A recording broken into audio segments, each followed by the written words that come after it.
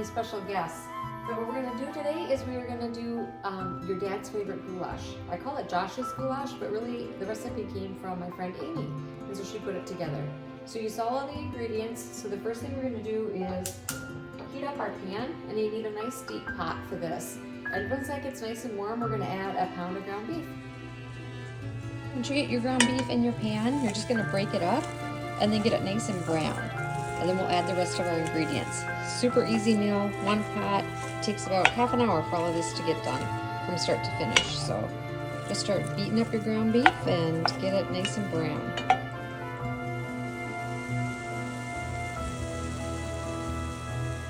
The burger is looking perfect, so now we're gonna dump in the rest of our ingredients. We're doing a double batch, and I just used the same 1 pound of hamburger for a double batch. But we're gonna add in 1 large can of tomato soup.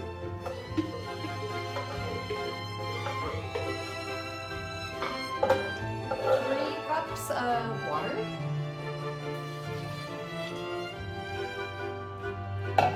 2 cups of macaroni, elbow macaroni. A couple tablespoons of brown sugar.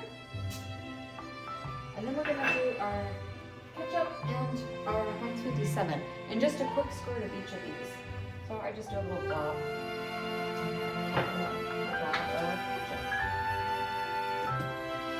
A couple squirts. Then what we'll do is we're gonna just mix all of this together.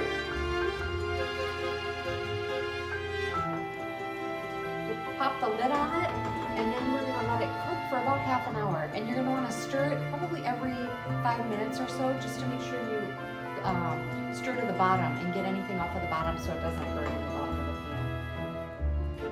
I'll show you quick what that looks like. So here's the pot with everything in it. And just give it a nice big stir. It should come up to a boil here in a minute or so.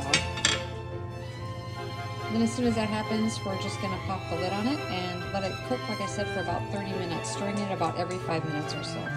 When I stopped at Hy-Vee to tell Billy I was going to bring over goulash for him tonight, I asked him if he wanted breadsticks or garlic bread to go with it, garlic toast, and he said that he wanted Texas toast 5 cheese. So we're going to do some of this as well. We preheated the oven to 425, and then while our goulash is still cooking on the stove top, I'm going to throw some of this on a cookie sheet and then put this in the oven for about 7 minutes, and this will be a great side for our goulash.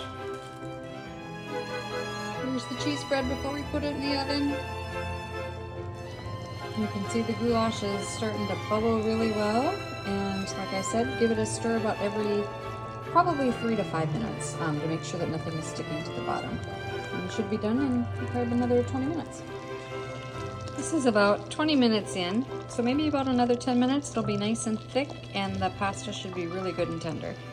And this is the finished product. It looks delicious, and here's the bread. I'm going to package this all up, and we will deliver it over to Grandma and Bill. All right, I'm over at Grandma Delman's and Bill's. We brought them supper tonight. How's it look, Mom?